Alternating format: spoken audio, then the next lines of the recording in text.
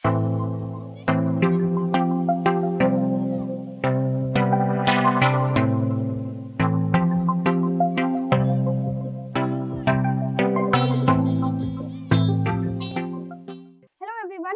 You all to Advait education street way to government job. दोस्तों कैसे हैं आप सब? आई होप आप सब मस्त होंगे, बढ़िया होंगे, है ना।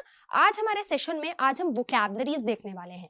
वोकैबुलरीज हर एग्जाम के लिए बहुत इंपॉर्टेंट होती है, बहुत जरूरी होती है ना। सबको ये बात पता है। आप कोई सी भी एग्जाम ले लीजिए, आप बैंकिंग की एग्जाम ले लीजिए, एसएससी की एग्जाम ले लीजिए, या फिर कोई बहुत टॉप लेवल की एग्जाम ले लीजिए, कोई थोड़ी सी लो लेवल की एग्जाम ले लीजिए, कोई सी भी एग्जाम ले लीजिए, इंग्लिश में वोकैबुलरीज पूछना और आना कंपलसरी है, 100% है ना। तो बिल्कुल ये एकदम पक्की बात है कि वोकैबुलरीज तो पूछी ही जाएगी। अब वोकैबुलरीज पूछी ही जाएगी, जब ये कंफर्म बात हो चुकी है तो हमें इसे पढ़ना भी जरूरी है ऑन डेली बेसिस। हमें डेली बेसिस पे इसे पढ़ना जरूरी है। अगर हम डेली बेसिस पे पढ़ेंगे नहीं, डेली बेसिस पे लिख कर नहीं देखेंगे, तो हमें वोकैबुलरीज याद नहीं रहेगी।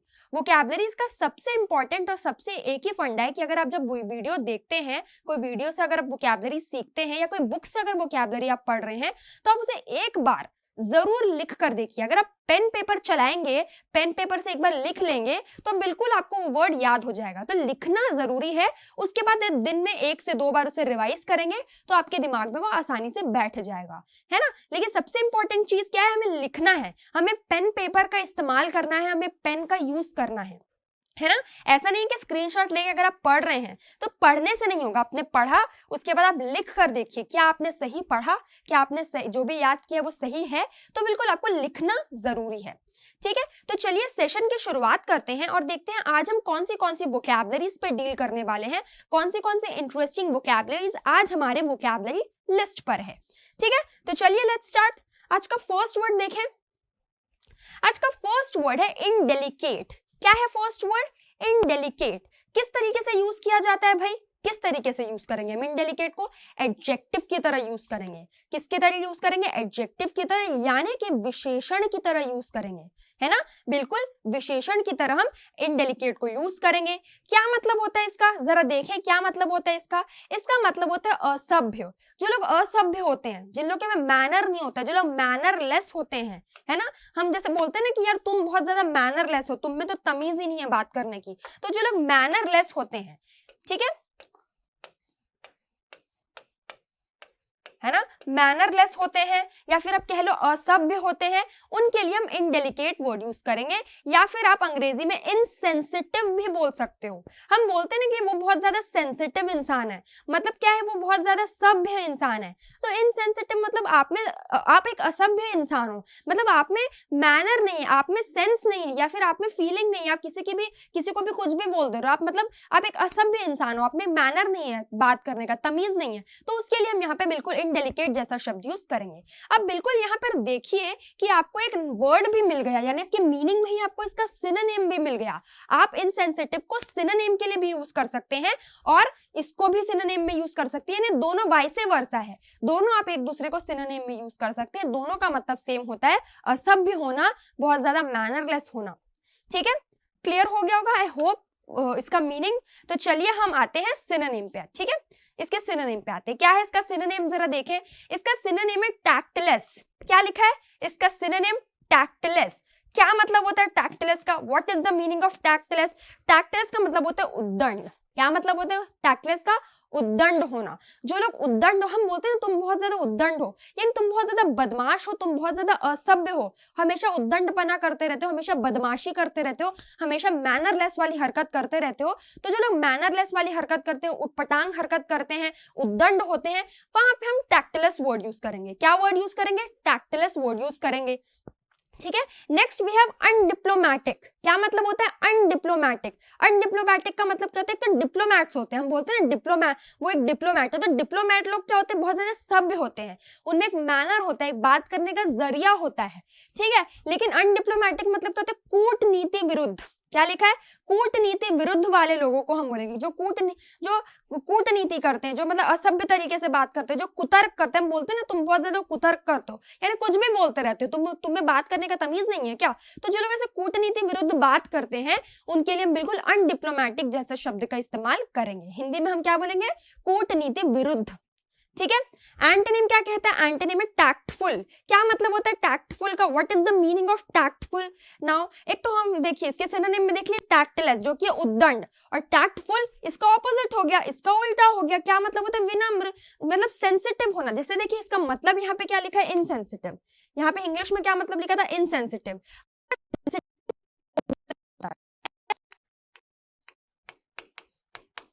इसके सिनोनिम में हम सेंसिटिव भी ला सकते हैं, है ना। तो विनम्र यानी टैक्टफुल होना, ये तो हमें पता चल गया जिसका मतलब होता है विनम्र होना। लेकिन हम उसके बाद हम सेंसिटिव भी यूज कर सकते हैं, है ना। सेंसिटिव मतलब क्या होता है? जिनमें सेंस होता है, जो लोग में तमीज होती है, जिन लोगों को बात करने का अच्छे से तरीका पता होता है, राइट। तो हम उसके लिए सेंसिटिव वर्ड यूज करते हैं। और टैक्टफुल मतलब क्या होता है? विनम्र होना, है ना। बहुत ज्यादा विनम्र होना, बहुत ज्यादा काइंड होना, काइंड बोल सकते हो, है ना, काइंड होना। ठीक है, आप काइंड भी बोल सकते हो, जेनरस भी बोल सकते हो, है ना। काइंड बोलो, जेनरस बोलो, विनम्र बोलो, ठीक है, कुछ भी बोलो, है ना। तो बिल्कुल आप यहाँ पे इस तरीके से इसे यूज कर सकते हैं। क्लियर? चलिए बढ़ते हैं इसके सेंटेंस की तरफ। देखें जरा सेंटेंस क्या है इसका। सेंटेंस एग्जाम्पल सेंटेंस से समझते हैं। एग्जाम्पल सेंटेंस क्या लिखा है जरा पढ़े। एग्जाम्पल लिखा है इट इज इनडेलिकेट। ये बहुत ज्यादा इनडेलिकेट वाली बात है, यानी ये बहुत ज्यादा असभ्य है, ये बहुत ज्यादा असभ्य है और बहुत ज्यादा इंसल्टिंग है। बहुत ज्यादा इंसल्टिंग है मतलब बहुत ज्यादा अपमानजनक है, बहुत ज्यादा असभ्य है और बहुत ज्यादा अपमानजनक है, यानी इंसल्टिंग है। To make racist, to make racist कौन होते हैं? रेसिस्ट हम किसको बोलते हैं? देखिए रेसिस्ट जैसे रेसिज्म, है ना, रेसिज्म से ये वर्ड आया है ना, रेसिज्म से ये वर्ड आया। रेसिस्ट होना, रेसिज्म, जैसे जो हम क्या करते, काले गोरे का जो लोग भेद करते, पहले होता था ना ऐसे काले गोरे का भेद होता है, जो ब्लैक होते हैं उनको थोड़ी सा दबाया जाता है, जो गोरे होते हैं उनको बहुत ज्यादा इंपॉर्टेंस दी जाती है। तो रेसिस्ट मतलब आप किसी पे भेदभाव कर रहे हो, आप पक्षपात कर रहे हो, आप काले गोरे का भेद कर रहे हो। ह्यूमन इंपॉर्टेंट होता है, काला गोरा इंपॉर्टेंट नहीं होता, ह्यूमन बीइंग इंपॉर्टेंट होता है। तो जो ऐसा भेदभाव करते हैं, जो लोग ऐसा पक्षपात करते हैं, उनको हम रेसिस्ट बोलते हैं। और उस प्रोसेस को जब वो ऐसा कर रहे होते हैं उसको हम रेसिज्म बोलते हैं। जब आप मान लो अगर आप ऐसा कर रहे हो कि तू काला है या आप गोरे हो या ये वो जो भी है, तो जब आप वो कर रहे हो तो उसको हम रेसिज्म बोलेंगे। और जो कर रहा है, मान लो मैं कर रही हूँ या कोई और कर रहा है, तो जब वो कर रहा है तो उसे हम रेसिज्म बोलेंगे। और जो कर रहा है यानी अगर मैं कर रही हूँ तो मुझे रेसिस्ट बोलेंगे। ठीक है, क्लियर हो गया। यानी कि हम जो पक्षपात करते हैं, भेदभाव करते हैं, उसके लिए हम ये वर्ड यूज करते हैं। तो क्या लिखा है पढ़ते हैं जरा। It is indelicate and insulting to make racist joke. अगर आप रेसिस्ट जोक बनाते हो, यानी कि अगर काले गोरे के बीच में अगर आप या फिर आप भेदभाव, किसी का मजाक उड़ा रहे हो, किसी के बारे में बुरा बोल रहे हो और उसके अगर आप जोक्स बनाते हो, उनका मजाक उड़ाते हो यानी जोक्स बनाते हो, वेदर इन पब्लिक और इन प्राइवेट, भले वो प्राइवेट में ही कर रहे हो, भले आप अकेले में ही कर रहे हो या फिर आप पब्लिक में कर रहे हो, यानी अगर आप पब्लिक में भी कर रहे हो और अगर आप घर में अकेले भी कर रहे हो तो भी वो गलत है। किसी का भेदभाव करना, किसी का मजाक उड़ाना, किसी के अपीयरेंस के बारे में बोलना, किसी को मान लो अगर कोई बहुत ज्यादा अगर मोटा है या बहुत ज्यादा उसका वेट है तो अगर आप उसे बार बार इस तरीके से बोलते रहेंगे, या अगर कोई बहुत पतला है तो उसे आप बार बार कुछ बोलते रहेंगे, तो आप क्या कर रहे हो? आप उनका मजाक उड़ा रहे हो। भले आप प्राइवेट में उड़ा रहे हो, पर उड़ा रहे हो ना, तो हमें पब्लिक में भी नहीं उड़ाना है, हमें प्राइवेट में भी उनके जोक्स नहीं बनाना है, उनका मजाक नहीं उड़ाना है, रेसिज्म हमें नहीं करना है। ठीक है, तो बिल्कुल आप यहाँ पे क्लियर हो गया होगा, क्योंकि ये क्या बात है, बहुत ही इनडेलिकेट बात है, बहुत ही असभ्य बात है, बहुत ही इनसेंसिटिव वाली बात है ना। तो बिल्कुल हमें इस तरीके से नहीं करना है। क्लियर? आई होप ये वर्ड क्लियर हो गया होगा, फर्स्ट वर्ड क्लियर हो गया होगा सबको। तो चलिए बढ़ते हैं हम नेक्स्ट वर्ड की तरफ। देखिए जरा नेक्स्ट वर्ड क्या है। नेक्स्ट वर्ड है एब्डिकेट। क्या लिखा है भाई? एब्डिकेट। क्या मतलब होता है? एब्डिकेट का वर्ब की तरह यूज करेंगे एब्डिकेट को, है ना, वर्ब की तरह यूज किया जाता है। अब एब्डिकेट वर्ड मैंने कई बार बताया है ना। एब्डिकेट बहुत ही साधारण सा वर्ड है, बहुत ही कॉमन वर्ड है, एग्जाम में पूछा जाता है, ये इंपॉर्टेंट वर्ड भी है ना, ये बहुत ही इंपॉर्टेंट वर्ड भी है, बिल्कुल आप इसे याद रखना है, इंपॉर्टेंट वर्ड है। क्या मतलब होता है एब्डिकेट का? सबसे पहले तो आप किस तरीके से यूज करेंगे, इसे वर्ब की तरह यूज करेंगे। क्या मतलब होता है? पद को त्यागना। पद यानी क्या होता है? पोस्ट। ठीक है, पोस्ट होता है। आप मान लो कहीं जॉब कर रहे हैं, है ना, और आप किसी पोस्ट पे हैं, मान लो आप बहुत बड़े एग्जीक्यूटिव के पोस्ट में हैं या बहुत बड़े मैनेजर हैं, तो जब आप उस पोस्ट को यानी उस मैनेजर की पोस्ट को या कोई भी पोस्ट को जब आप त्यागते हो या आप छोड़ देते हो, तो उस छोड़ने के प्रोसेस को, उस त्यागने के प्रोसेस को हम एब्डिकेट बोलते हैं। त्याग देना, छोड़ देना। अब रिटायर, जैसे रिटायर एक वर्ड है ना, रिटायर एक वर्ड है। रिटायरमेंट में क्या होता है, हम अपनी जॉब कंप्लीट करते हैं, हम एक पोस्ट में रहते हैं, उसके बाद जॉब खत्म, हम रिटायर हो गए। तो रिटायर जो है वो एब्डिकेट के सिनोनिम में यूज कर सकते हैं। ऐसा नहीं है कि हम रिटायर को उसके सिनोनिम में यूज नहीं कर सकते, बिल्कुल कर सकते, क्योंकि वहां पे भी हम क्या कर रहे हैं, एक पद को छोड़ रहे हैं, एक पोस्ट को छोड़ रहे हैं। भले रिटायरमेंट में हम क्या कर रहे हैं, एक पूरा हमने जॉब किया, उसके बाद हमने छोड़ा, पर हमने छोड़ रहे हैं ना, तो उस छोड़ने को, उस त्यागने को हम बिल्कुल एब्डिकेट वर्ड यूज करेंगे। पद को त्याग देना, पद को छोड़ देना, पोस्ट को त्याग देना।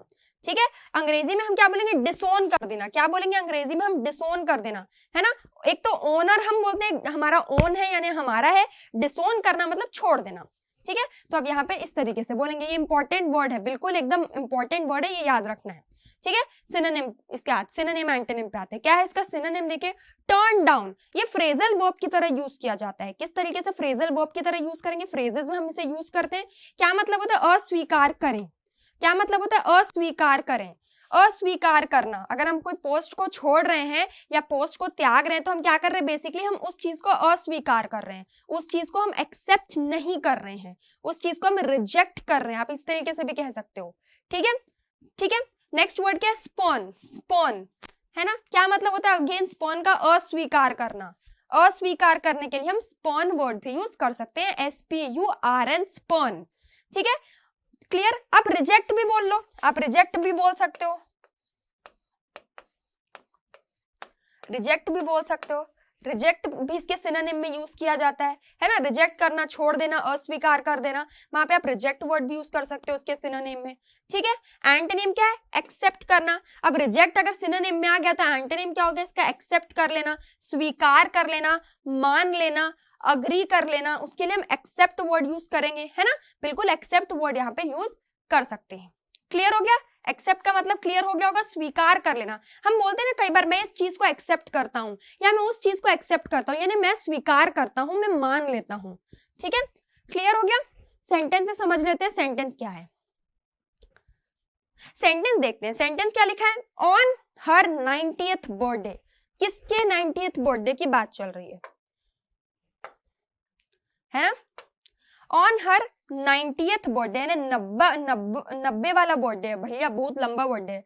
द क्वीन, यानी क्वीन के 90th बर्थडे में, यानी क्वीन के 90 साल वाले बर्थडे में, उसके जन्मदिन में वो क्या करी, एब्डिकेट करी। अपने 90 ईयर में वो क्या करी, एब्डिकेट करी, यानी अपनी पोस्ट को छोड़ी, क्वीन के पद से हट गई। क्वीन जो थी उस पद से हट गई और क्या करी, थ्रोन मतलब क्या होता है, गद्दी। थ्रोन मतलब क्या होता है, गद्दी। जैसे हम बोलते हैं ना गेम ऑफ थ्रोन्स, जो हमने एक मूवी आई थी। So what is game of thrones, game of thrones क्या है, वो भी तो ना मतलब राजगद्दी की लड़ाई, राजगद्दी की लड़ाई है। तो थ्रोन मतलब क्या होता है, राजगद्दी। थ्रोन मतलब क्या होता है, राजगद्दी। ठीक है, तो क्या लिखा है, on her 90th birthday, 90th birthday में क्वीन ने क्या किया, एब्डिकेट किया, अपनी पोस्ट को त्यागा, अपनी पोस्ट को छोड़ा, है ना। हर थ्रोन, अपने पोस्ट को, यानी अपने जो क्वीन वाला पद है, रानी वाला पद है, उसको छोड़ा, अपनी राजगद्दी को छोड़ा। And let her oldest son become the king, यानी कि उसके बाद उसने अपने बेटे को, यानी अपने बड़े बेटे को, ओल्डेस्ट मतलब क्या होता है, ओल्डेस्ट मतलब होता है बड़ा, और एल्डर, और यंगेस्ट क्या होगा, छोटा। यंगेस्ट मतलब क्या होगा, छोटा। तो ओल्डेस्ट सन यानी अपने बड़े बेटे को उसने अब क्या किया, किंग बनाया, राजा घोषित कर दिया 90 साल की उम्र में। मतलब बताओ कितनी जल्दी उन्होंने ये काम किया ना, बहुत ही जल्दी काम किया, बाप रे, है ना। तो क्लियर हो गया होगा क्या लिखा है, on the 90th birthday the queen will abdicate, queen ने अपने पद को छोड़ा, एब्डिकेट किया, हर थ्रोन यानी थ्रोन को, यानी अपनी गद्दी को, and let the oldest son become the king, और अपने बड़े बेटे को, ओल्डेस्ट सन को यानी बड़े बेटे को राजा घोषित करा, है ना। तो आई होप ये वाला वर्ड क्लियर हो गया होगा, दोनों वर्ड क्लियर हो गए होंगे। फर्स्ट वर्ड था इनडेलिकेट, जिसका मतलब होता है असभ्य होना, बहुत ज्यादा इनसेंसिटिव होना, सेंस ना होना। And next we have abdicate, जिसका मतलब होता है डिसोन करना, अपने पद को त्यागना, अपनी पोस्ट को छोड़ देना। ठीक है, अगर कोई किंग अपनी पोस्ट को, किंग अपने पद को छोड़ के अपने बेटे को राजा बनाते, तो वो क्या कर रहा है, एब्डिकेट कर रहा है, अब पद को त्याग रहा है, अब उसकी जगह उनका बेटा बनेगा, है ना। तो बिल्कुल आप यहाँ पे इस तरीके से यूज करेंगे। क्लियर, आई होप क्लियर हो गया होगा। तो चलिए बढ़ते हैं नेक्स्ट वर्ड की तरफ, बढ़ते हैं जरा नेक्स्ट वर्ड। नेक्स्ट वर्ड क्या है, शैम्बल्स। क्या लिखा है, शैम्बल्स किस तरीके से यूज करेंगे हम, वर्ब की तरह शैम्बल्स को यूज करेंगे, ठीक है। वर्ब की तरह शैम्बल्स यूज किया जाता है, इसका मतलब होता है भद्दे तौर पर चलना। जो लोग बहुत घटिया तरीके से चलते हैं ना, बहुत अजीब सा ऐसे घूम घूम के चलते हैं, पैर को घसीट घसीट के चलते हैं, एकदम बेढंगे तरीके से चलते हैं, उनके लिए हम शैम्बल्स वर्ड यूज करेंगे। उनके लिए हम क्या वर्ड यूज करेंगे, शैम्बल्स वर्ड यूज करेंगे। और एक और वर्ड है, एक और मैं आपको चीज बता दूं, इनके लिए तो हम यूज करते ही हैं, और शैम्बल हम और किस चीज के लिए यूज करते हैं ये भी देख लो। A state of complete disorder और कंफ्यूजन, जहां पे बहुत ज्यादा कंफ्यूजन है, बहुत ज्यादा डिसऑर्डर है। देखिए नॉर्मली किसके लिए यूज किया जाता है पता है, एक तो ये बहुत ज्यादा जो लोग भद्दे तरीके से चलते हैं उनके लिए तो यूज किया ही जाता है, बट यहाँ पे जैसे लिखा है the state of complete disorder, बहुत ज्यादा डिसऑर्डर होना और कंफ्यूजन होना। अब डिसऑर्डर क्या है, जैसे जो वायलेंस होता है ना, जो मार धाड़ मार काट होती है, या बहुत ज्यादा हमला होता है, गाड़ियां जला देते हैं लोग, जो मॉबस्टर्स होते हैं जो गाड़ियां जला देते हैं, पूरा तमाशा क्रिएट करते हैं, तो वहां पे एक डिसऑर्डर क्रिएट हो जाता है। यानी क्या हो गया, तमाशा हो गया, वायलेंस हो गया, कंफ्यूजन क्रिएट हो जाता है, क्या करे क्या कहाँ जाए। तो ये सब चीजें क्या है, ये एक बहुत बड़ा डिसऑर्डर है, ये बहुत बड़ा कंफ्यूजन है, बहुत बड़ा तमाशा है। वायलेंस, जैसे वायलेंस होता है, मॉबस्टर्स होते हैं, मार काट हो रहा है, लोग गाड़ी जला रहे हैं, बिल्डिंग्स जल रही है ना। तो ये सारी चीजें जो होती है स्टेट ऑफ कंप्लीट डिसऑर्डर, यानी जब पूरा तमाशा चल रहा है, कंप्लीट डिसऑर्डर हो रहा है, कंफ्यूजन हो रहा है, वहां पे हम शैम्बल्स वर्ड यूज करेंगे, और ये वर्ब की तरह इस्तेमाल किया जाता है, ठीक है। हम वर्ब की तरह इसे यूज करेंगे, क्लियर। चलिए इसका सिनोनिम देखते हैं, क्या है इसका सिनोनिम, जरा पहचान देखें। इसका सिनोनिम है डिसएरे। डिसएरे मतलब क्या होता है, उधेड़ बुन। हम बहुत ज्यादा जब उधेड़ बुन में रहते हैं, बहुत ज्यादा टेंशन में रहते हैं, कंफ्यूजन स्टेट ऑफ माइंड है, क्या करे क्या नहीं करे, है ना। जब हम बहुत ज्यादा उधेड़ बुन में रहते हैं, कंफ्यूजन रहता है और दिमाग 10 जगह हम चलाते रहते हैं, तो हम इस तरीके की सिचुएशन में होते हैं, तो उस सिचुएशन को, उस उधेड़ बुन वाली सिचुएशन को हम डिसएरे बोलेंगे। क्या बोलेंगे हम, डिसएरे बोलेंगे। जब हम बहुत ज्यादा कंफ्यूजन में हैं, बहुत ज्यादा परेशान हैं, एक साथ चीजें हमारे सर पर आ गई है, तो उस सिचुएशन के लिए हम डिसएरे वर्ड का इस्तेमाल कर सकते हैं, clear. Next we have chaos. अब इसे चेओस नहीं पढ़ना है, ठीक है, अब इसे चेओस नहीं पढ़ना है, इसे हम केओस पढ़ेंगे, है ना। यानी हमारे उच्चारण में के आना चाहिए जब भी हम इसे प्रोनाउंस करेंगे। तो यहाँ पे जैसे देखिए ये लिखा है CHAOS, है ना। तो ये वाला पार्ट है, इसको हम के पढ़ेंगे और फिर केओस। लेकिन लिखते टाइम आपको यही स्पेलिंग लिखना है, CHAOS ही लिखना है, लेकिन बोलते टाइम आपको केओस बोलना है। कैसे बोलना है, KAOS, ऐसे बोलना है। केओस का मतलब भी क्या होता है, अराजकता। जब बहुत ज्यादा अराजकता फैल जाती है, मतलब पूरा मान लो कि पूरी रोड में आग लगा दे रहे हैं लोग, मार काट हो रहे हैं, खून खराबा हो रहा है, दंगे फसाद हो रहे हैं, तो वो क्या है, वो केओस है, वो अराजकता है, मार धाड़ होना, तो हर जगह अशांति है। तो जो चीज अशांत होती है, हम अशांत रहते हैं या अशांति फैली हुई रहती है, उसके लिए हम केओस वर्ड यूज कर सकते हैं, क्लियर। चलिए बढ़ते हैं एंटोनिम की तरफ। एंटोनिम क्या, डैपर। डैपर मतलब होता है व्यवसायिक या फिर व्यवस्थित भी बोल सकते हो, है ना। व्यवसायिक भी बोल सकते हो, व्यवस्थित भी बोल सकते हो। ये 100% इसका एंटोनिम नहीं है, कुछ परसेंट इसे एंटोनिम माना जाता है, बट हमें एग्जाम में पूछता है तो इसे याद रखना जरूरी है, ठीक है। सो डैपर का मतलब होता है व्यवसायिक, ठीक है। सेंटेंस से समझते हैं, सेंटेंस क्या है जरा देखें। सेंटेंस है because the economy is in shamble. क्या लिखा है, बिकॉज द इकोनॉमी। इकोनॉमी मतलब क्या होता है, हमारी जो इकोनॉमी चलती है, फाइनेंशियल इकोनॉमी जो चलती है, वो शैम्बल में है। शैम्बल में है मतलब कि बहुत ज्यादा कंफ्यूजिंग स्टेट में है, यानी बहुत ज्यादा कंफ्यूजन है, बहुत ज्यादा उधेड़ बुन वाली सिचुएशन में है। तो क्या हुआ, मिलियंस ऑफ फैमिली, यानी बहुत सारी फैमिलीज, यानी बहुत सारे लोगों का घर क्या हो गया, वो छोड़ दिए। यानी इतना ज्यादा इकोनॉमी की प्रॉब्लम चल रही है, इतना ज्यादा इकोनॉमी का दिक्कत चल रहा है, पैसों की दिक्कत चल रही है कि मिलियंस ऑफ फैमिलीज, यानी मिलियंस फैमिली ने, इतनी सारी फैमिली लूजिंग देयर होम, अपने घर वो अपने घर को बचा नहीं पा रहे, अपने घर को छोड़ना पड़ रहा है उन्हें, अपने घर को त्यागना पड़ रहा है उन्हें, है ना। तो बिल्कुल आप यहाँ पे इस तरीके से यूज करेंगे। इकोनॉमी का इतना ज्यादा प्रॉब्लम आ गई है कि बहुत सारे लोग घर से वंचित हैं, उनके पास घर नहीं है रहने को, अपने घर वो छोड़ रहे हैं, है ना। तो बिल्कुल आप यहाँ पे इस सेंस में से यूज कर सकते हैं। आई होप क्लियर होगा शैम्बल्स का मतलब। तो चलिए बढ़ते हैं नेक्स्ट वर्ड की तरफ। देखिए जरा नेक्स्ट वर्ड क्या है, स्टार्क। क्या है, स्टार्क। किस तरीके से यूज करेंगे हम स्टार्क को? एडजेक्टिव की तरह यूज करेंगे, ठीक है, विशेषण की तरह हम यूज करेंगे स्टार्क को। क्या मतलब होता है स्टार्क का? What is the meaning of stark? Stark का मतलब होता है कठोर। क्या मतलब होता है स्टार्क का? मतलब क्या होता है? कठोर होना। एकदम बोलते हैं ना जो बहुत ज्यादा हार्ड है, बहुत ज्यादा कठोर है, मतलब जो बोलते हैं ना तुम बहुत ज्यादा कठोर दिल के हो यार, मतलब तुम बहुत ज्यादा क्या हो, तुम बहुत ज्यादा वो हो, मतलब कि हार्ड हो, तुममें काइंडनेस नहीं है, तुममें विनम्रता नहीं है। तो काइंडनेस ना होना, विनम्रता ना होना के लिए हम कठोर इस तरीके का वर्ड यूज करेंगे, ठीक है। सीवियर इन अपीयरेंस, सीवियर इन अपीयरेंस मतलब गंभीर होना दिखने में, कठोर होना दिखने में। ऐसा होता है ना कुछ लोग बहुत ज्यादा गंभीर रहते हैं, एकदम गुस्से में देखते हैं, एकदम मतलब चुपचाप रहते हैं, बहुत कठोर दिल के होते हैं, हार्टलेस बोल सकते हो आप, हार्टलेस होते हैं, तो उनके लिए हम यहाँ पे स्टार्क वर्ड यूज करेंगे और ये एडजेक्टिव की तरह बिल्कुल यूज किया जाता है। सीवियर इन अपीयरेंस, सीवियर मतलब क्या होता है? गंभीर। सीवियर मतलब क्या होता है? गंभीर। और अपीयरेंस मतलब दिखने में, जो दिखने में बहुत ज्यादा गंभीर होते हैं, बहुत ज्यादा कठोर होते हैं, वहां पे हम इस तरीके से यूज कर सकते हैं, ठीक है। चलिए सिनोनिम क्या कहता है? सिनोनिम में शार्प। शार्प मतलब क्या होता है? तीव्र। शार्प मतलब क्या होता है?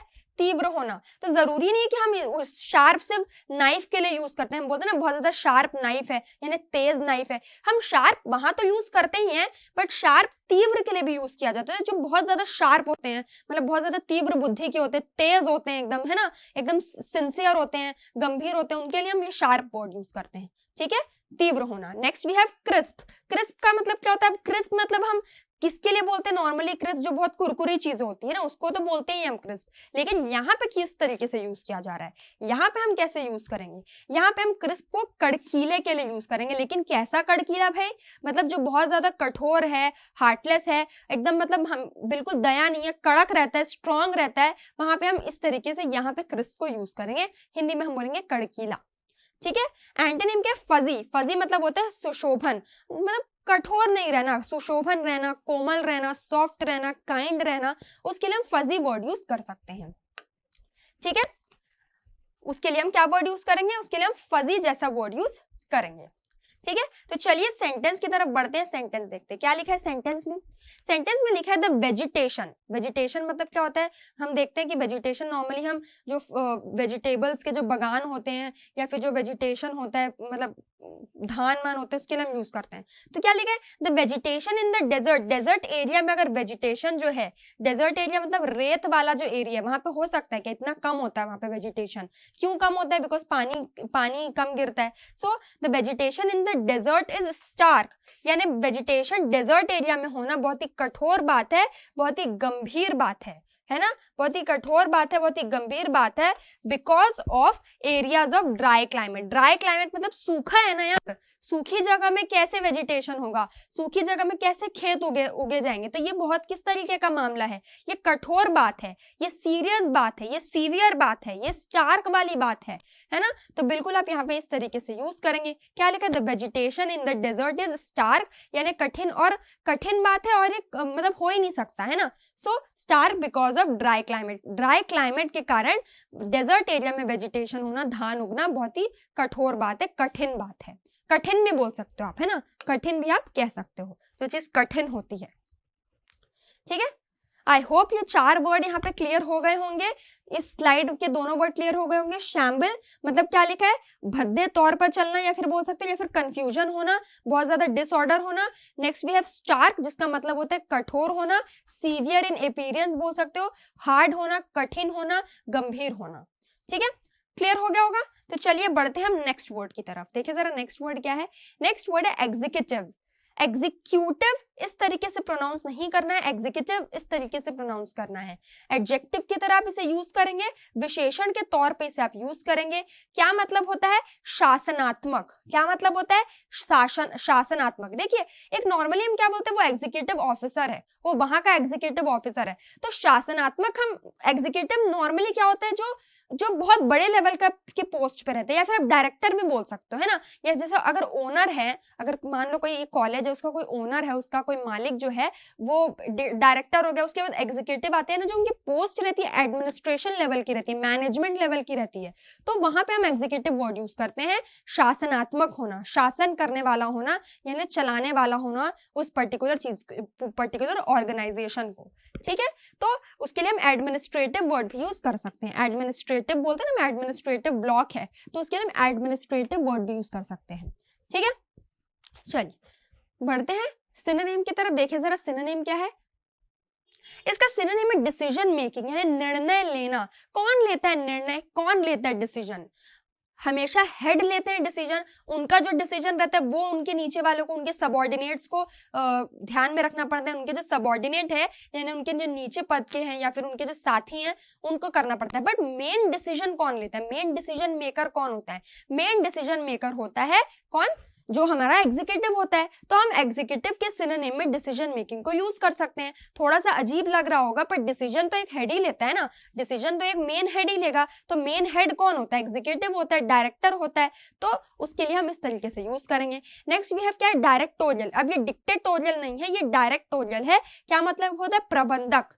प्रबंधक मतलब जो प्रबंध कराता है। प्रबंध कौन कराता है? जो मेन मालिक होगा वही सारी चीजें अरेंज कराएंगे, भले वो दूसरों को बोलेंगे करने पर आइडिया तो उनका रहेगा। तो उसके लिए हम बिल्कुल डायरेक्टोरियल वर्ड भी यूज कर सकते हैं। जैसे होता है ना कि ये इस कॉलेज का डायरेक्टर है या फिर इस इंस्टीट्यूशन का ये डायरेक्टर है, ये डायरेक्टर है, तो उनके लिए हम डायरेक्टोरियल वर्ड भी यूज कर सकते हैं क्योंकि वो सारी चीजें प्रबंध कराते हैं, अवेलेबल करवाते हैं, है ना। भले वो ऑर्डर देंगे और बाकी सबको करना है बट मेन जो डिसीजन रहता है वो उनका रहता है, ठीक है। एंटोनिम क्या? सबऑर्डिनेट। अब सबऑर्डिनेट कौन होता है? एग्जीक्यूटिव के जो नीचे के पद के होते हैं, जो उनके साथी होते हैं, उनके काम करने, सपोर्टर भी बोल सकते हो, उनके लिए हम सबऑर्डिनेट वर्ड यूज करेंगे या फिर हिंदी में हम अधीन बोलेंगे। हिंदी में हम क्या बोलेंगे? अधीन भी कह सकते हैं, ठीक है। चलिए एग्जाम्पल सेंटेंस से समझने की कोशिश करेंगे। क्या है जरा एग्जाम्पल सेंटेंस देखें। The executive chairman was appointed. क्या लिखा है? द एग्जीक्यूटिव चेयरमैन को अपॉइंट किया गया, यानी कि शासनात्मक चेयरमैन को अपॉइंट किया गया। अपॉइंट किया गया मतलब कि उनको यहाँ पे लाया गया, उनको यहाँ पे एंट्री कराई गई, है ना। उनका भी वो यहाँ पे आए हैं, अब वो हमारी पूरे इसको देखेंगे, पूरे ऑर्गेनाइजेशन को। So an executive chairman was appointed. Executive chairman को अपॉइंट किया गया, ठीक है। तो आई होप ये वर्ड क्लियर हुआ होगा। एग्जीक्यूटिव मतलब शासनात्मक, डायरेक्टर के जो डायरेक्टर के काम जो करते हैं, जो मेन हेड होते हैं एक ऑर्गेनाइजेशन के, उनके लिए हम एग्जीक्यूटिव वर्ड यूज करते हैं। जैसे हम बोलते हैं ना चीफ एग्जीक्यूटिव ऑफिसर, सीईओ को बोलते हैं। तो सीईओ की पोस्ट कितनी बड़ी है ना, वही तो डिसीजन लेंगे, वही तो निर्णय लेंगे, है ना। तो बिल्कुल उसके लिए हम ऐसे यूज कर सकते हैं। क्लियर? चलो बढ़ते हैं नेक्स्ट वर्ड। नेक्स्ट वर्ड क्या है? रीस्टोर। क्या लिखा है? रीस्टोर। वर्ब की तरह यूज करेंगे रीस्टोर को, है ना। वर्ब की तरह आप यूज कर सकते हैं। क्या मतलब होता है इसका? सुधारना। क्या मतलब होता है? सुधारना। वर्ब की तरह यूज करेंगे। क्या मतलब होता है? सुधारना, या फिर आप कह सकते हो रिपेयर करना। अगर मान लो आपका कोई फोन है वो खराब हो, थोड़ा सा खराब हो गया, गिर गया है, तो आप क्या करते हैं? उसको बेच या उसको ऐसी फेंक देते हैं क्या, या बेच देते हैं? क्या करते हैं? नहीं, हम क्या करते हैं? उसे रिपेयर करते हैं, हम उसे रीस्टोर करते हैं। तो रीस्टोर और रिपेयर दोनों का मतलब सेम होता है, सुधारना। रीस्टोर लोगों को लगता है कि क्या फिर से स्टोर करना होता है, होता तो है बट इस सेंस में भी यूज करते हैं। जो चीज को हम रिपेयर करते हैं यानी फिर से ठीक करते हैं, फिर से सुधारते हैं, है ना। तो उसके लिए हम यहाँ पे रिपेयर वर्ड यूज करेंगे, ठीक है। चलिए सेंटेंस सिनोनिम क्या तरफ आते हैं। सिनोनिम क्या? फिक्स। फिक्स का मतलब क्या होता है? पक्का करना, है ना। फिक्स का मतलब सिर्फ ऐसा नहीं होता है कि किसी चीज को आप लाके पक्का कर दिए, है ना, वो तो है ही, लेकिन पक्का करना मतलब इस बात को हम पक्का करते हैं, इस बात को हम पक्का रखते हैं। तो पक्का करना हम वहां पे भी यूज करते हैं, इस तरीके से भी यूज कर सकते हैं। कोई सी चीज को सुधारना, ठीक करना, पक्का करना, ठीक है। नेक्स्ट भी है मेंड। मेंड का मतलब भी सेम होता है, सुधारना। मेंड का मतलब भी तो सेम होता है, ये तो आसान शब्द था। मेंड का मतलब भी तो सेम होता है, सुधारना, ठीक करना, सब कुछ को उसको मेंड करके रखना। तो उसके लिए हम वहां पे मेंड वर्ड यूज करेंगे, ठीक है। इसका एंटोनिम क्या? नेग्लेक्ट। क्या है? नेग्लेक्ट। क्या मतलब होता है नेग्लेक्ट का? उपेक्षा करना। नेग्लेक्ट मतलब क्या होता है? उपेक्षा करना, है ना। नहीं सुधारना भी बोल सकते हो, नेग्लेक्ट करना, इग्नोर करते रहना, रिपेयर नहीं करना, नेग्लेक्ट करते रहना बार बार। तो वहां पे हम बिल्कुल इस तरीके से यूज करेंगे, ठीक है। चलिए सेंटेंस से समझते हैं सेंटेंस क्या है। सेंटेंस है the building has been lovingly restored. क्या लिखा है? The building has been lovingly restored, यानी कि रिपेयर, रिपेयर्ड बोलो, है ना। बिल्डिंग को बहुत ज्यादा लविंगली रिपेयर किया गया, रिस्टोर किया गया, है ना। हम देखते हैं कि हम जैसे हमारा जो घर है हम वहां पे रहते हैं, तो हम जब वो घर थोड़ा सा डैमेज होने लगता है तो हम क्या करते हैं? हम छोड़ देते हैं क्या? नहीं, हम रिपेयर करते हैं, हम रिस्टोर करते हैं, है ना। लविंगली, हमारे लविंगली हाउस को हम क्या करते हैं? रिस्टोर करते हैं, रिपेयर करते हैं। तो बिल्कुल जब रिपेयर करते हैं यानी सुधारते हैं, यानी कि ठीक करते हैं, तो अब बिल्कुल अब वहां पे इस तरीके से यूज करेंगे, the building has been restored. ठीक है, क्लियर। चलिए बढ़ते हैं हम नेक्स्ट वर्ड की तरफ। देखिए जरा नेक्स्ट वर्ड क्या है। नेक्स्ट वर्ड है स्ट्रीव। क्या लिखा है? स्ट्रीव। वर्ब की तरह यूज करेंगे, बिल्कुल वर्ब की तरह यूज किया जाता है। ठीक है, वर्ब की तरह यूज किया जाता है। क्या मतलब होता है? बिखेरना। क्या मतलब होता है? बिखेरना। जैसे फॉर एग्जाम्पल ऐसे ऐसे कोई चीज रखी हुई है, इधर उधर ऐसे पड़ी हुई है ना, तो क्या ये बहुत ज्यादा बिखरी हुई है ना, बहुत ज्यादा बिखरी हुई है, एक साथ तो नहीं है, एक जगह तो नहीं है। या फिर आप देखते हैं कोई चीज जो बहुत ज्यादा बिखरी हुई रहती है, तो बिखरी हुई चीज बताने के लिए हम स्ट्रीव वर्ड यूज करते हैं। या फिर बोल रहे हो कि वो चीज उसने बिखेरी, उसने पूरी उसको स्कैटर कर दिया, तो बिखेरना यानी स्ट्रीव करना, है ना, उसके लिए हम स्ट्रीव वर्ड यूज करेंगे। आप स्कैटर भी बोल सकते हो, आप स्कैटर भी बोल सकते हो। देखिए स्कैटर इसके मीनिंग में आया है, आप इसके सिनोनिम में भी यूज कर सकते हो। स्कैटर का सब मतलब भी सेम होता है, बिखेरना, बिखेर के रखना, उसके लिए हम स्कैटर वर्ड यूज करेंगे। ठीक है, चलिए बढ़ते हैं अब सिनोनिम की तरफ। क्या है इसका सिनोनिम? देखिए स्प्रेड करना। स्प्रेड करने का मतलब क्या होता है? फैलाव करना। स्प्रेड करने का मतलब क्या होता है? फैलाव करना, है ना, फैलाना, है ना, स्प्रेड करना, पूरे दूर दूर तक फैलाते रहना, है ना। तो फैलाना, बिखेरना, दूर दूर तक हम फैला रहे हैं ना, दूर दूर तक हम उसे स्कैटर कर रहे हैं, स्प्रेड कर रहे हैं, तो हम स्प्रेड यूज करेंगे।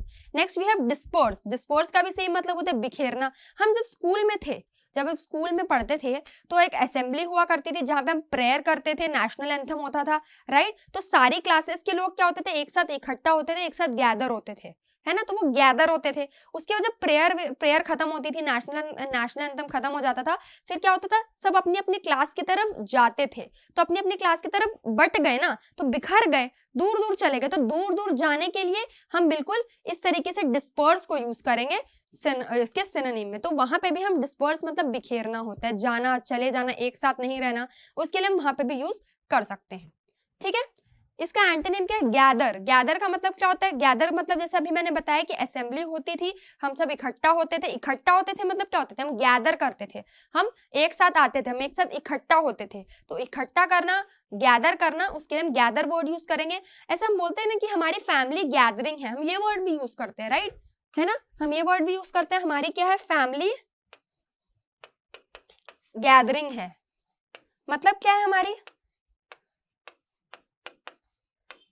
हमारी फैमिली गैदरिंग है, मतलब क्या है? हमारी फैमिली की, जैसे मान लो कोई पार्टी हो रही, तो हमारी फैमिली गैदरिंग हो रही है, हम सब फैमिली एक साथ इकट्ठा हो रहे हैं, हम सब फैमिली क्या हो रही है? एक साथ इकट्ठा हो रही है, एक साथ मिल रहे हैं, है ना। तो गैदरिंग करना मतलब इकट्ठा होना। ठीक है, गैदरिंग मतलब इकट्ठा करना, इकट्ठा होना, गैदर करना। वहां पे हम बिल्कुल इस तरीके से यूज, कोई चीज को आप गैदर कर सकते हो, या कोई लोग एक साथ जब झुंड में मिलते हैं तो उसके लिए भी हम गैदर वर्ड यूज करते हैं। ठीक है, चलिए सेंटेंस क्या लिखा है, सेंटेंस से समझते हैं। सेंटेंस लिखा है the newspapers were strewn over the floor. The newspaper क्या है? स्ट्रीव है फ्लोर पे। फ्लोर पे यानी पूरे जमीन पे, न्यूज़पेपर क्या है? स्ट्रीव है। स्ट्रीव मतलब है यानी बिखरा हुआ है, बिखरा हुआ है, बिखेरना बोलते हैं ना, तो स्ट्रीव मतलब बिखेरना। तो क्या लिखा है? The newspaper were strewn over the floor. Floor में यानी पूरे जमीन में न्यूज़पेपर फैला हुआ है, न्यूज़पेपर पूरा बिखरा हुआ है ना। तो वहां पे हम स्ट्रीव वर्ड यूज कर सकते हैं। ठीक है, कुल मिला के जब बताना हो कि बिखेरने की बात चल रही है, फैलाने की बात चल रही है, स्प्रेड करने की बात चल रही है, तो वहां पे हम इस तरीके से यूज करेंगे। ठीक है, चलिए बढ़ते हैं नेक्स्ट वर्ड की तरफ। देखिए जरा नेक्स्ट वर्ड क्या है। नेक्स्ट वर्ड है एथिक्स। एथिक्स तो बड़ा आसान सा वर्ड है, हमने कई बार ये बहुत सारे लोगों से सुना है कि मेरे एथिक्स कुछ और हैं, मेरा एथिक्स ये है। तो एथिक्स सबसे पहले तो नाउन की तरह यूज करेंगे, यानी संज्ञा की तरह यूज किया जाता है। क्या मतलब होता है? नीति शास्त्र। क्या मतलब होता है? नीति शास्त्र, यानी कि हमारे रूल्स और रेगुलेशन। हम बोलते हैं ना कि मेरे एथिक्स ये हैं, तो मेरे पर्सनल रूल्स एंड रेगुलेशंस ये, तो रूल्स एंड रेगुलेशन या मॉरल वैल्यू बताने के लिए, आदर्श बताने के लिए, नीति बताने बताने के लिए कि मेरे ये नीति है, मेरे नियम बताने के लिए, नियम, कानून, नीति, ये सारी चीजें बताने के लिए हम एथिक्स वर्ड यूज करते हैं, नीति शास्त्र। ठीक है, अंग्रेजी में हम मॉरल भी बोलते हैं, जैसे बोलते हैं ना इसकी मॉरल वैल्यू कुछ नहीं है क्या, मतलब उसकी कुछ नीतियां नहीं है क्या, उसके कोई नियम नहीं है क्या, तो वहां पे हम इस तरीके से यूज करेंगे। ठीक है, क्लियर। चलिए, सिनोनिम क्या है, मोरालिटी। मोरालिटी मतलब क्या होता है, सदाचार। क्या होता है मोरालिटी, मतलब सदाचार, मॉरल वैल्यू, मॉरल्स होना, मॉरल प्रिंसिपल्स होना। Next we have moral code. Moral code मतलब क्या होता है, आचार नीति संहिता, है ना। आचार यानी ये मेरा मॉरल कोड है, ये मेरे रूल्स हैं, ये मेरे नियम है, या ये उसके रूल हैं, ये उसके नियम है ना। तो वहां पे हम बिल्कुल इस तरीके से यूज करेंगे। ठीक है, आचार नीति संहिता। ठीक है, एंटोनिम क्या है, एंटोनिम देखिए जरा, एंटोनिम है करप्शन। अब करप्शन मतलब होता है भ्रष्टाचार, करप्शन मतलब क्या होता है, भ्रष्टाचार। तो करप्शन जो लोग करते हैं, यानी जो करप्ट लोग होते हैं, जो लोग करप्शन करते हैं, मतलब मान लो जो ब्लैक मनी खा रहे हैं या जो टैक्स पे नहीं कर रहे, तो वो क्या करप्ट है ना, वो लोग जो ब्लैक मनी यानी काले पैसे जमा कर रहे हैं, है ना, या फिर ड्रग्स का स्मगलिंग कर रहे हैं, तो ये सब क्या, वो ये सब करप्ट लोग हैं। तो क्या करप्ट लोग के अंदर एथिक्स होता है क्या, या करप्ट लोग के अंदर मॉरल कोड होता है क्या करप्ट लोगों के अंदर मोरालिटी या मॉरल्स होता है क्या, नीति शास्त्र होता है क्या, नहीं होता है। उनका कोई रूल्स एंड रेगुलेशन होता ही नहीं है, उनको करप्शन करना है, उन्हें भ्रष्टाचार करना है, उनकी मॉरल वैल्यू है ही नहीं, उनके पास मॉरल प्रिंसिपल्स है ही नहीं। तो बिल्कुल आप वहां पे करप्शन को एंटोनिम में यूज कर सकते हैं। जो भ्रष्टाचार होते हैं, जो भ्रष्टाचारी करते हैं, जो गलत काम करते हैं, जो नियम के विरुद्ध जाते हैं, है ना, बिल्कुल आप यहाँ पे इस तरीके से बोलेंगे। सेंटेंस क्या है, देखिए जरा, सेंटेंस से समझते हैं। सेंटेंस ये है, she resigned over an issue of personal ethics. उसने रिजाइन कर दिया, यानी उसने पद को छोड़ दिया, उसने पद को क्या कर दिया, छोड़ दिया। अभी रिजाइन वर्ड मैंने एक और बताया था, है ना, पद को छोड़ना। ठीक है, so she resign over an issue, यानी किसी मुद्दे पे, इशू यानी क्या होता है, किसी मुद्दे पे। सो उसने रिजाइन किया, यानी उसने त्याग दिया, जॉब छोड़ दिया किसी मुद्दे पे, पर्सनल मुद्दे पे, यानी पर्सनल उसके कुछ रूल्स एंड रेगुलेशन थे, या उसका कुछ उसके साथ कुछ प्रॉब्लम हो रही थी, तो उसने उस कारण से उसने जॉब छोड़ दिया, उसने अपने पर्सनल एथिक्स से, यानी पर्सनल नीति शास्त्र से जॉब को छोड़ दिया, यानी कि जॉब को बिल्कुल रिजाइन कर दिया। ठीक है, तो बिल्कुल आप यहाँ पे इस तरीके से इसे यूज कर सकते हैं। क्लियर हो गया होगा, 8 वर्ड आई होप क्लियर हो गए होंगे। इस पर्टिकुलर स्लाइड के भी वर्ड्स क्लियर हो गए होंगे। 7th था स्ट्रू, जिसका मतलब होता है बिखेरना, पूरा बिखेर के रखना, स्प्रेड करके रखना। And next we have ethics. Ethics मतलब होता है मॉरल वैल्यू होना, कुछ नियम कानून होना, वहां पे हम बिल्कुल इस तरीके से यूज करेंगे। ठीक है, तो आई होप ये 8 वर्ड क्लियर हो गए होंगे। तो चलिए बढ़ते हैं नेक्स्ट वर्ड की तरफ। नेक्स्ट वर्ड क्या है, प्रिजम्पशियस। क्या लिखा है, 9th 2 वर्ड बचे हैं। ठीक है, क्या वर्ड है, प्रिजम्पशियस। क्या मतलब होता है प्रिजम्पशियस का, एडजेक्टिव की तरह यूज करेंगे, यानी कि विशेषण की तरह इसे भी यूज करेंगे। क्या मतलब होता है प्रिजम्पशियस का, अभिमान होना, घमंड होना। जिनको अभिमान होता है, जिनको घमंड होता है, जिनमें एटीट्यूड होता है, वहां पे हम बिल्कुल प्रिजम्पशियस वर्ड यूज करेंगे, और यह एडजेक्टिव की तरह यूज किया जाता है। एडजेक्टिव क्या है, बेसिकली विशेषण है। विशेषण मतलब किसी व्यक्ति, वस्तु, स्थान की विशेषता बताने वाले को हम विशेषण बोलते हैं। तो जरूरी नहीं है कि किसी इंसान की विशेषता अच्छी ही हो, कोई इंसान अच्छा ही हो, उसका नेचर अच्छा ही, उसका नेचर बुरा भी हो सकता है ना, उसका नेचर खराब भी हो सकता है, लेकिन वो विशेषता है उसकी, मतलब उसकी स्पेशलिटी है कि वो खराब है, या फिर उसकी ये स्पेशलिटी कि वो अच्छा है, तो वो उसका नेचर है, तो इसलिए हम विशेषण बोलते हैं। तो अगर आपको ऐसा लगता है कि इसकी विशेषता, यानी इसमें जो क्वालिटी है वो बहुत ज्यादा घमंडी वाली क्वालिटी है, या फिर उसका नेचर बहुत ज्यादा घमंडी है, तो जब आपको उसका नेचर बताना हो, जब आप उसका नेचर बताना हो, उसकी स्पेशलिटी बताना हो कि यार ये घमंडी है, तो जब ऐसा दिखाना हो कि ये घमंडी है, ये इसकी स्पेशलिटी है, तो आप बोल सकते हो कि यार यू आर वेरी प्रिजम्पशियस, है ना, क्योंकि हम उसकी विशेषता बता रहे हैं, उसकी खराब विशेषता बता रहे हैं। तो जब हम किसी की खराब विशेषता बताते हैं तो हम बोलते हैं कि यू आर वेरी प्रिजम्पशियस, यानी तुम में तो भैया बहुत अभिमान है, तुम तो बहुत ज्यादा अभिमानी हो। ठीक है, क्लियर। अंग्रेजी में हम ब्रेजन भी बोलते हैं, है ना, हम ब्रेजन भी बोल सकते हैं। ठीक है, दोनों हम सिनोनिम में भी यूज कर सकते हैं। चलिए क्या देखते हैं इसका सिनोनिम, क्या है इसका सिनोनिम, जरा देखें। सिनोनिम में ओवर कॉन्फिडेंट, क्या लिखा है, ओवर कॉन्फिडेंट। कुछ लोग होते हैं ना, कुछ ज्यादा ही कॉन्फिडेंट होते हैं, है ना, ओवर कॉन्फिडेंट होते हैं, मतलब उनको ऐसा लगता है कि यार हम ही तोप हैं, हमको ही सब कुछ आता है, दूसरों को तो कुछ आता नहीं है। तो इससे क्या बोलते हैं, इसे हम बोलते हैं ओवर कॉन्फिडेंस होना खुद पर। कॉन्फिडेंस होना अच्छी बात है, बट ओवर कॉन्फिडेंस होना यानी कि बहुत ज्यादा अपने आप को ही तोपचन समझना, अपने आप को ही इस तरीके से समझना, उसके लिए हम बिल्कुल ओवर कॉन्फिडेंट वर्ड यूज करेंगे, यानी अति आत्मविश्वास। एक तो होता है आत्मविश्वास, यानी हमारे अंदर कॉन्फिडेंस है, मैं ये कर सकता हूँ, और जो चीज करने लायक होती है उसी में हम अपने कॉन्फिडेंस दिखाते हैं। लेकिन जो चीज नहीं कर सकते या फिर जो एकदम ही इम्पॉसिबल है, जब वहां पे जब हम अपनी होशियारी दिखाते हैं तो हम बोलते हैं कि यार तुम बहुत ज्यादा ओवर कॉन्फिडेंट हो रहे हो, थोड़ा सा संभल के रहो। तो जब हम बहुत ज्यादा अति आत्मविश्वास दिखाते हैं, यार मेरे को तो सब आता है, मैं तो पूरी दुनिया जीत लूंगा टाइप का जो हम बात करते हैं, वहां पे हम बिल्कुल इस तरीके का वर्ड यूज कर सकते हैं। ठीक है, इसका एक और सिनोनिम है जो कि एरोगेंट। एरोगेंट भी हम बोलते हैं ना यार, उसमें बहुत ज्यादा अभिमान है, तो बेसिकली एरोगेंट हो गया, एरोगेंस हो गया। किसके लिए यूज करते हैं, जो बहुत घमंडी होते हैं, जिनमें घमंड होता है, जिनमें बहुत ज्यादा प्राइड होता है, अपने आप को ही वो बहुत ज्यादा तोपचन समझते हैं कि हम ही हैं और कोई है ही नहीं, है ना। तो बिल्कुल वहां पे हम एरोगेंट वर्ड यूज करेंगे। हिंदी में हम अभिमानी भी कह सकते हैं। ठीक है, एंटोनिम क्या है, एंटोनिम है टिमिड। टिमिड मतलब क्या होता है, डरपोक होना। जो लोग डरपोक होते हैं, टिमिड होते हैं, शाय होते हैं, वहां पे हम टिमिड वर्ड यूज करते हैं ना। बहुत ही ज्यादा डरपोक है यार, बहुत ही ज्यादा, मतलब और ओवर कॉन्फिडेंट तो नहीं है, पर डरपोक कुछ ज्यादा ही है। इतना कौन डरपोक होता है, जो बहुत ज्यादा डरपोक होते हैं, डरते हैं, उनके लिए हम टिमिड वर्ड यूज करेंगे कि you are very timid.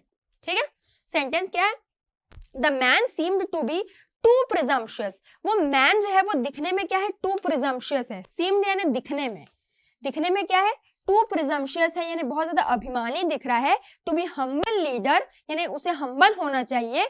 For the nation के लिए। सो ही वॉज नॉट इलेक्टेड, इसलिए उसे इलेक्ट नहीं किया गया। वो तो आदमी बहुत ज्यादा घमंडी दिख रहा है हमारे नेशन के लिए, उसमें बहुत ज्यादा घमंड है, वो अपने आप को ही बहुत ज्यादा तोपचन समझ रहा है ना। उसे हम्बल होना चाहिए, उसे जेनरस होना चाहिए, हम्बल होना चाहिए, जेनरस होना चाहिए। उसके लिए हम यहाँ पे हम्बल वर्ड भी यूज कर सकते हैं। तो इसलिए उसे क्या किया गया, उसे इलेक्ट नहीं किया गया, उसे हम वोट नहीं दिए, उसे वोट नहीं दिया गया। ठीक है, चलिए बढ़ते हैं हम लास्ट वर्ड की तरफ, देखते हैं हमारा आज का लास्ट वर्ड क्या है। लास्ट वर्ड है प्रिजम्पटिव। अब ये तो प्रिजम्पशियस हो गया, एडजेक्टिव की तरह यूज किया जाता है। अब ये है प्रिजम्पटिव। क्या मतलब होता है प्रिजम्पटिव का, एडजेक्टिव की तरह यूज करेंगे। प्रकल्पित, क्या लिखा है हिंदी में, प्रकल्पित। अंग्रेजी में पढ़ते हैं pre assumed in the absence of further information. अपने मन से, अपने खुद के दिमाग से पहले ही अज्यूम कर लेना। एक तो होता है अज्यूम कर लेना, प्री एज्यूम मतलब पहले से ही अज्यूम कर लेना, पहले से ही मान लेना कि ऐसा होगा। तो प्री एज्यूम कर लेना यानी मान लेना in the absence of further information, यानी कुछ इंफॉर्मेशन हमें पता नहीं है, एक इंफॉर्मेशन की कमी है, और हम पहले से कोई चीज को जब अज्यूम कर लेते हैं, कोई चीज को मान लेते हैं, प्रकल्पित कर लेते हैं, तो हम वहां पे इस तरीके से यूज करेंगे। ठीक है, चलिए बढ़ते हैं सिनोनिम की तरफ। सिनोनिम क्या है, स्पेक्युलेटिव। स्पेक्युलेटिव का मतलब होता है काल्पनिक, ऐसी चीज जो काल्पनिक है, रियलिटी नहीं है, यानी कि ऐसी चीज मतलब जो हम जबरदस्ती का एज्यूम कर ले रहे हैं, ऐसा कुछ होता नहीं है, बहुत ही ज्यादा स्पेक्युलेटिव है। तो जो चीज काल्पनिक होती है, इमेजिनेशन पे बेस्ड होती है, जैसे इमेजिनेशन बोल सकते हो आप।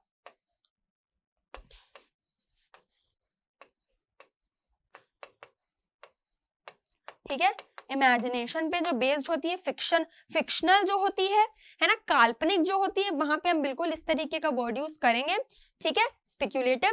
नेक्स्ट क्या है हमारा, टेंटेटिव। टेंटेटिव मतलब होता है अनिश्चित। हम बोलते हैं ना कि इसकी टेंटेटिव डेट क्या है, यानी तो अनिश्चित वाली बात है ना, हमें पता ही नहीं है, कंफर्म ही नहीं है कि उसकी डेट क्या है। ठीक है, तो अनिश्चित बताने के लिए हम टेंटेटिव वर्ड यूज करते हैं। एंटोनिम में डेफिनेटिव। डेफिनेटिव मतलब होता है निश्चित होना। जैसे हम बोलते हैं ना कि यार ये डेफिनेटली मैं ऐसा करूंगा, तो डेफिनेटली हम क्यों बोलते हैं कि यार मैं पक्के से मैं ये काम करूंगा, तो डेफिनेटली से ही आया है डेफिनेटिव, यानी निश्चित तौर पे मैं ये काम करूंगा, कंफर्म में ये काम कर सकता हूँ। ठीक है, तो जब भी बताना हो कि आप निश्चित हो इस बात के लिए, इस काम के लिए, तो आप वहां पे डेफिनेटिव वर्ड यूज कर सकते हैं। ठीक है, चलिए सेंटेंस की तरफ बढ़ते हैं। सेंटेंस क्या है, इट इज, यहाँ पे इज आएगा। ठीक है, यहाँ पे गलत हो गया, ये इज है।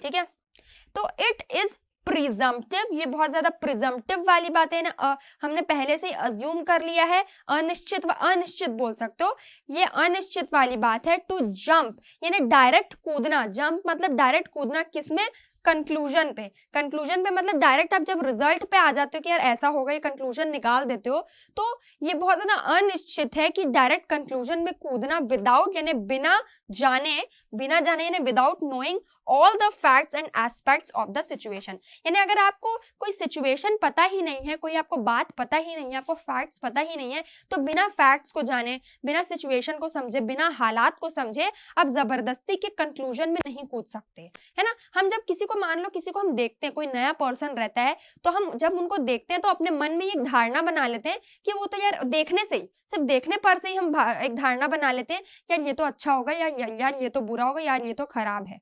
हमने क्या कर लिया, बिना फैक्ट्स को जाने यानी बिना उनके एक्चुअल नेचर को जाने, बिना उनकी सिचुएशन को समझे, हमने क्या कर लिया, उन्हें जज कर लिया। तो हम क्या कर लिया, हमने अपने मन से प्रिजम्पटिव कर लिया यानी अज्यूम कर लिया। क्या कर लिया, हमने उसे हम अपना नेचर क्या बना लिया, प्रिजम्पटिव बना लिया यानी जज कर लिया, पहले से ही अज्यूम कर लिया, पहले से ही मान लिया, पहले से ही प्रकल्पित कर लिया बिना सामने वाले को जाने। तो हमें ये चीज क्या लिखा, इट इज प्रिजम्पटिव यानी ये बहुत ही अनिश्चित वाली बात है कि हम क्या कर रहे हैं, डायरेक्ट कंक्लूजन पे कूद जा रहे हैं, यानी डायरेक्ट हम अपना कंक्लूजन दे रहे हैं कि यार ये तो अच्छा नहीं है, सिर्फ देखने भर से, without knowing all the facts of aspects and the situation. यानी होता है जो बहुत ज्यादा स्मार्ट होते हैं, हम समझते हैं यार वो बहुत ज्यादा अच्छा है, या जो थोड़ा कम अच्छा दिख रहा है वो बहुत ज्यादा खराब है, होता उल्टा है। तो देखने भर से जब हम किसी को अज्यूम कर लेते, किसी को हम बोल लेते कि यार ये ऐसा होगा, तो वो हम क्या कर रहे हैं, हम प्रिजम्पटिव हो रहे हैं, हम जबरदस्ती का किसी को जज कर रहे हैं। तो बिल्कुल आप वहां पे इस तरीके से इसे यूज कर सकते हैं, ठीक है, क्लियर। तो ये हमारे आज के पूरे 10 शब्द हैं, 10 इंटरेस्टिंग शब्द थे आज के हमारे। आई होप आपको ये सारे 10 के 10 शब्द क्लियर हो गए होंगे। मैं बार बार बोल रही हूँ, पेन पेपर लेकर बैठिएगा, वीडियो को पॉज कीजिएगा, उसके बाद नोट डाउन करिएगा, लिखने से जल्दी याद हो जाएगा और उसके बाद रिविजन करेंगे तो और जल्दी याद हो जाएगा। तो बिल्कुल ये 10 वर्ड्स को आपको बिल्कुल याद रखना है, आपके एग्जाम पॉइंट ऑफ व्यू से बहुत ज्यादा जरूरी है, बहुत ज्यादा इंपॉर्टेंट है, ठीक है। तो सेशन को अब यहाँ पे हम खत्म करते हैं। आई होप आपको ये वीडियो अच्छा लगा होगा। And if you like this video then what are you waiting for यार, do like, share and subscribe to Advait education. Thank you very much.